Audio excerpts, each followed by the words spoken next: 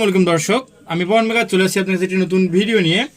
তো আমাদের কাছে একটি সার্কিট দেখতেছেন, এটা হলো আপনার ইন্ডাকশন সার্কিট। তো ইন্ডাকশন সার্কিটের মূল কাজ হলো যে পাওয়ার সেকশনটা। তো এই পাওয়ার সেকশনটা ওকে থাকলে ইন্ডাকশন সার্কিটটা সার্ভিস করা খুব সহজ হয়ে যায়। তো আজকে আমরা দেখবো যে এখানে যে কম্পোনেন্টগুলো ব্যবহার করা আছে সেগুলো নষ্ট হলে এবং আলাদাভাবে কীভাবে একটা পাওয়ার সাপ্লাই তৈরি করা যায় সেটা আজকে এই ভিডিওতে দেখাবো। তো আর কথা বলবো না, চলুন আমাদের ভিডিওটা শুরু করা যায়।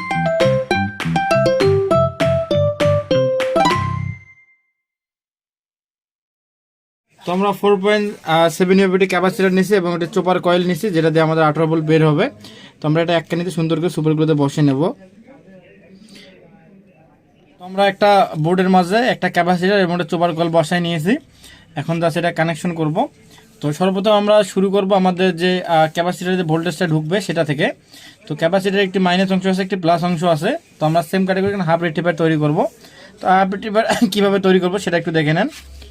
তো সর্বপ্রথম আমাদের যে এখানে মাইনাসটা আছে, এই মাইনাসটাতে আমরা একটা মাইনাস বরাবর একটা ক্যাপাসিটার এখানে লাগাবো। সুন্দর করে সোল্ডারিং করে দেবো। আমাদের ডায়োডের মাইনাস এবং ক্যাপাসিটার মাইনাস যাতে একত্রে হয়।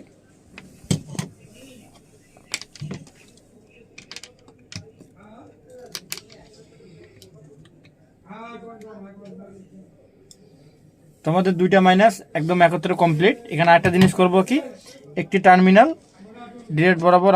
তো আমরা এখানে একটা ডায়োড বসে নিলাম। তো ডায়োডের যেটা মাইনাস অংশ আছে ক্যাপাসিটার মাইনাস অংশের সঙ্গে, এখন আমাদের একটা প্লাসের দরকার আছে। তো আমরা একটা ডায়োড নেব, এটা 4007। তো এটা যেটা প্লাস অংশ আছে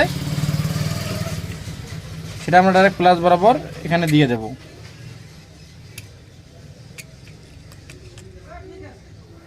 তো আমাদের ইনপুট লাইনটা কমপ্লিট। একটি ডায়োড দিলাম মাইনাস, একটি ডায়োড দিলাম প্লাস। এখানে আমাদের হাফ রেক্টিফায়ার তৈরি হয়ে গেল। এখন এটা প্রোডাকশন দেওয়ার জন্য আমরা কী করবো, একটি ফিউজ ব্যবহার করব। ফিউজটা হবে আমাদের 22 আর রেজিস্ট্যান্স, অর্থাৎ 22 ওহম যে রেজিস্ট্যান্সটা আছে এটা দিয়ে আমরা ফিউজ একটা লাগাবো।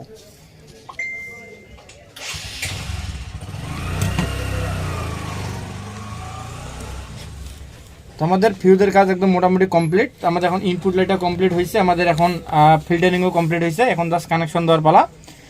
তো চোপার কয়েলে যে দুটি আপনার ছোট অংশ আছে সেই দুটি হলো আউটপুট এবং যেটা বড় অংশ আছে সেটা হলো ইনপুট। তো আমরা ডিরেক্ট বরাবর কী করবো, আমাদের যে ডায়োডের যে মাইনাস আছে সেটা আমরা একটা শর্ট তার দিয়ে একদম চোপার কয়েলে মাইনাসের সঙ্গে কমন দিয়ে দেবো।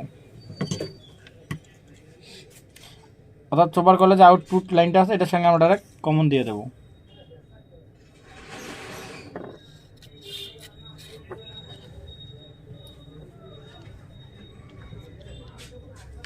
যেটা ডায়োডের মাইনাস অংশ আছে সেটা আমরা চোপার কয়েলে যে আউটপুট লাইনটা আছে অর্থাৎ যেটা ডিসি লাইনটা বের হবে সেটার আমরা সঙ্গে একটা কমন দিয়ে দিয়েছি।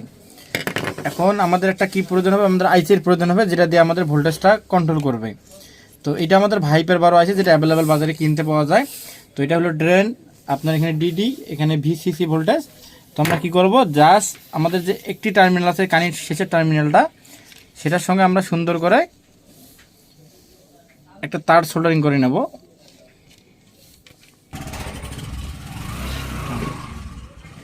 তো আমাদের যে আইসিটা যে ড্রেন লাইনটা আছে ড্রেন লাইনের সঙ্গে আমরা চোপার কলে আরেকটি কানেকশন দিয়ে দিয়েছি।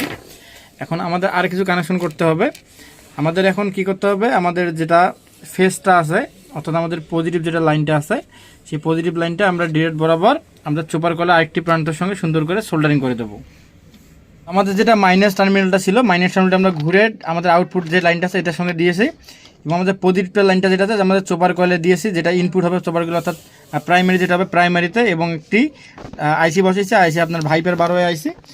আইসির যে ড্রেন পিনটা আছে ড্রেন পিনের সঙ্গে একটা চোপার কয়েল আমরা কানেকশন দিয়েছি। এখন আমাদের আরেকটা জিনিস করতে হবে কি, আমাদের আইসির যে প্রথম দুইটা পিন আছে অর্থাৎ 1 নম্বর এবং 3 নম্বর যে পিনটা আছে সেটার সঙ্গে আমরা দুইটা সুন্দর করে সোল্ডারিং করে নেব একটি তার, এই দুইটা একত্রে করে।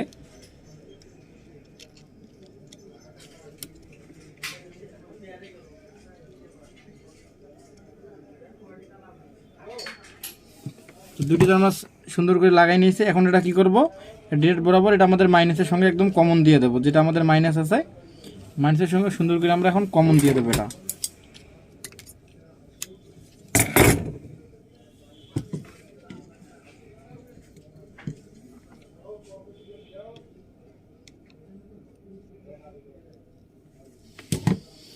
তো আমাদের মোটামুটি কাজ শেষের পথে।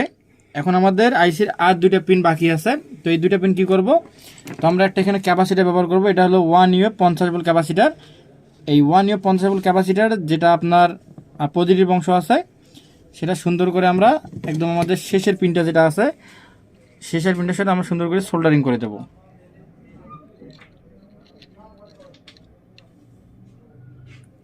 তো পজিটিভ পিনটা আমাদের সোল্ডারিং করা শেষ, এবং যেমন নেগেটিভ পিনটা যেটা আছে, সব নেগেটিভ একসঙ্গে আমরা এখন কমন দিয়ে দেবো সুন্দর করে।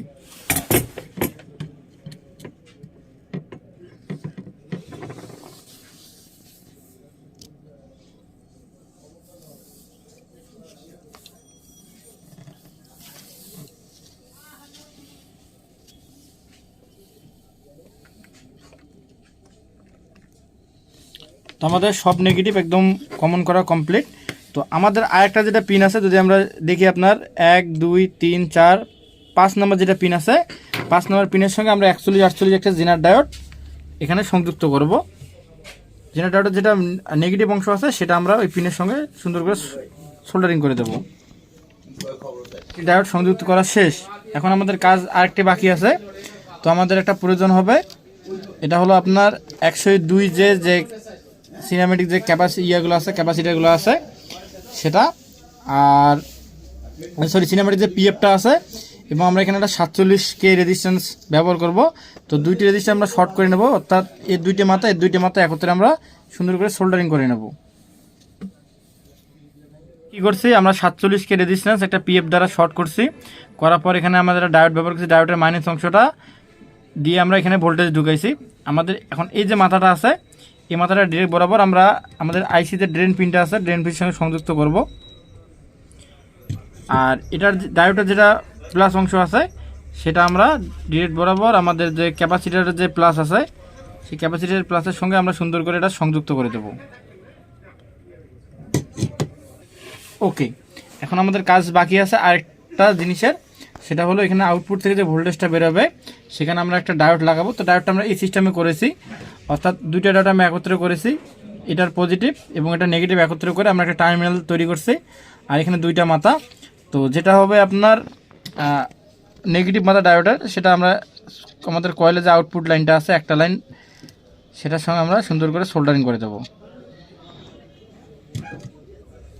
আর আমাদের যে এই যে দুইটা মাথার একটা টার্মিনাল বের হয়েছে, এটা আমরা কী করবো, আমাদের যে ডায়োডটা ছিল 4007 যে জেনার ডায়োডটা, এটার সাথে আমরা সুন্দর করে সোল্ডারিং করে নেব। এখন আমাদের এটা কিন্তু অলরেডি প্লাস বের হয়ে আসছে, আমাদের এখানে প্লাস বের হয়ে আসছে। তো প্লাসের মাথা আমরা কী করবো, একটা ক্যাপাসিটার এখানে দেবো। তো এটা আমরা ক্যাপাসিটার ব্যবহার করবো 125 ভোল্ট ক্যাপাসিটার। তো আমরা 125 ভোল্ট ক্যাপাসিটার এখানে সুন্দর করে এখানে সোল্ডারিং করে দেবো।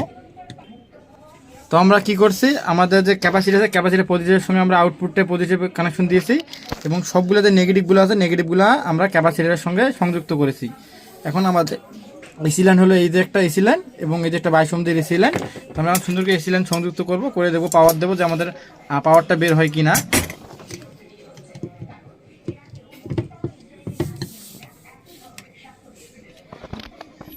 তো আমাদের যেটা পাওয়ার সার্কিট আছে, এটা মোটামুটি একদম কমপ্লিট। তো এখানে যেটা আমরা করছি সেম, কিন্তু আপনাদের যদি আমি বলি যে সার্কিটটা আছে, সার্কিটে কিন্তু আপনার সেমভাবে করা আছে পাওয়ার সিস্টেমটা। এখানে যেটা পাওয়ার সিস্টেম করা আছে, আমরা এখানে সেটা এভাবে করছি। তো এখন এটা জাস্ট চেক করা পারা। তো একবার আপনাদের একটু বুঝিয়ে দিই শর্টকাটে, যদি কেউ বুঝতে অসুবিধা হয়। তো প্রথমে আমরা ক্যাপাসিটারের ভোল্টেজ ঢুকেছি প্লাস মাইনাস করে, তারপর যেটা ক্যাপাসিটারের মাইনাস অংশ আছে, সেটা আমরা টার্মিনাল আউটপুট টার্মিনালের সংযোগ করেছি, এবং যেটা প্লাস টার্মিনাল আছে, সেটা আমরা মানে নেগেটিভটা আমরা সংযোগ করেছি ডিসি কানেকশনের সঙ্গে, অর্থাৎ সেকেন্ডারি কানেকশনের সঙ্গে, এবং পজিটিভটা আমরা সংযোগ করেছি প্রাইমারি কানেকশনের সঙ্গে। আর আমরা এখানে যে ভাইবের বড় যে আইসিটা ব্যবহার করছি, আইসিটা যে ড্রেন পিন আছে, ড্রেন পিন আমরা আমাদের চোপার কলে একটি প্রান্তে দিয়েছি, এবং এই ড্রেন পিন থেকে আপনার একটা পিএফ শর্ট করছি আপনার 47K রেজিস্টার দিয়ে, তারপর একটা ডায়োড দিয়ে আমরা ডাইরেক্ট বরাবর প্লাসের সঙ্গে ধরে দিচ্ছি আমাদের ক্যাপাসিটি প্লাসের সঙ্গে। আমরা এখানে 25 ভোল্ট 100 ক্যাপাসিটি ব্যবহার করছি আউটপুটের ক্ষেত্রে। তো যদি কারো বুঝতে অসুবিধা হয়, আমরা খুব শীঘ্রই আমাদের চ্যানেলের জন্য কোর্স নিয়ে আসতেছি। যারা ইন্ডাকশন সম্বন্ধে শিখতে চান এবং ইন্ডাকশন সম্বন্ধে যাদের ধারণা নিতে চান এবং দক্ষ কারিগর হতে চান, তাদের জন্য আমরা একটা কোর্স স্টার্ট করবো ইনশাল্লাহ। হয়তো ফেব্রুয়ারি মাস থেকে আমাদের কোর্সটা শুরু হবে। তো কোর্সটা শুরু হওয়ার আগে আমরা সবাইকে জানিয়ে দেবো কারা কারা ওখানে ঢুকতে ইচ্ছুক, এবং কত সময় হবে এবং কত দিনের কোর্স হবে, সেটা আমরা হয়তো নেক্সট ভিডিওতে আপনাদের জানাবো।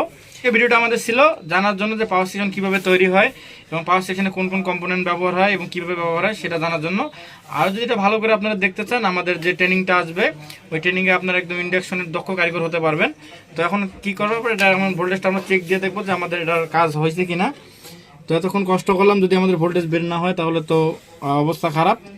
তো জাস্ট একবার আমরা লাইনে দেবো। সম্ভবত এখানে যেহেতু আপনার 25 ভোল্ট ক্যাপাসিটি দেওয়া আছে, তো 20 ভোল্ট প্লাস আপনার ভোল্টেজ বের হইতে পারে, 19 ভোল্টের প্লাস ভোল্টেজ বের হওয়ার কথা, কারণ এখানে আর কিছু জিনিস ব্যবহার করা হয়নি, তো এই জন্য ভোল্টেজটা একটু বেশি দেখাবে।